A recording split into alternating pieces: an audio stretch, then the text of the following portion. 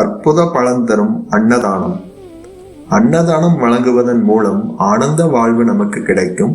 இறைவனின் பரிபூர்ண அருளுக்கு பாத்திரமாக இயலும். அன்னதானம், சொர்ணதானம், வஸ்திர தானம், கோதானம், பூதானம், கண் தானம் என்று தானங்கள் பல வகைப்படும். இவற்றையெல்லாம் விட ஒரு மனிதனிடம் கட்டாயம் இருக்க வேண்டிய தானம் நிதானம். அந்த நிதானம் நம்மோடு இருந்தால் நிம்மதி கிடைக்கும். பதறாத காரியம் சிதறாது என்பார்கள். எனவே எதையும் நிதானமாக செய்ய வேண்டும். அன்னதானத்தின் மகிமை. அன்னதானத்தின் மகிமையை ஒரு கதை மூலம் உங்களுக்கு கூற விரும்புகிறேன். கர்ணன் வாழ்ந்த காலத்தில் தன்னுயிர் காக்கும் கவச குண்டலங்கள் உட்பட எல்லாவற்றையும் தானமாக கொடுத்தவன். தானத்தின் அடையாளம் அவன். தானம் என்றால் என்ன என்பதை உலகிற்கு காட்டியவன்.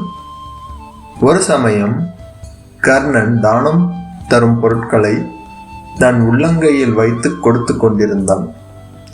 யாசகம் பெற வந்தவர்கள் கர்ணனின் உள்ளங்கையில் இருந்த பொருட்களை தாமே எடுத்துக்கொண்டனர். அங்கு வந்த கிருஷ்ணன், கர்ணா, தானம் தருபவர் கை மேலே இருக்க வேண்டும், தானம் வாங்குபவர்கள் கை கீழே இருக்க வேண்டும்.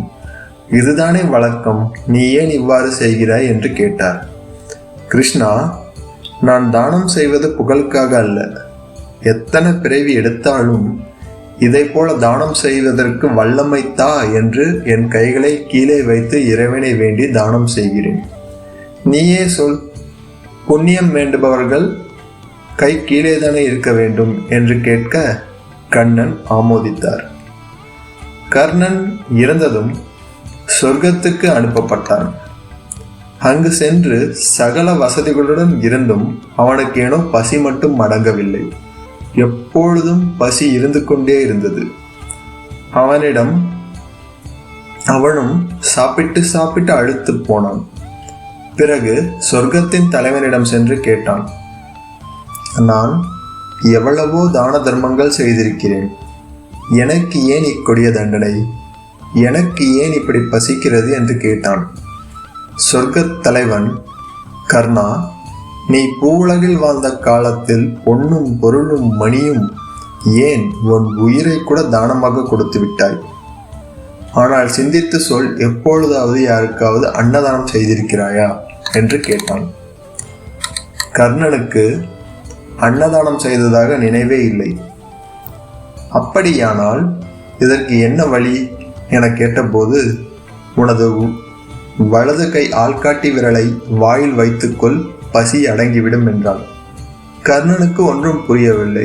சந்தேகம் இருந்தாலும் வேறு வழி இல்லை என்பதால் ஆள்காட்டி விரலை வாயில் வைத்தான். உடனே பசி அடங்கிற்று. ஒன்றும் புரியாத கர்ணன், இது என்ன மாய மந்திரம் என கேட்க அதற்கு சொர்க்கத்தின் தலைவன் காரணம் உரைத்தான்.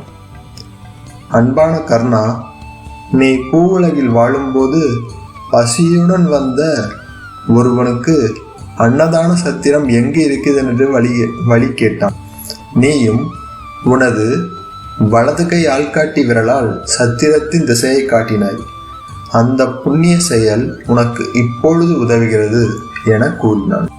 தானங்களில் பிறர் பசியை போக்கும் அன்னதானம் முதன்மை பெறுகிறது.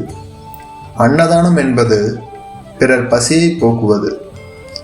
பாத யாத்திரை வருபவர்களுக்கு, ஸ்தல யாத்திரை வருபவர்களுக்கு, கிரிவலம் வருபவர்களுக்கு எல்லாம் நடந்து வரும் களைப்பை போக்க பல இடங்களில் பலரும் உணவு அளிக்கின்றனர்.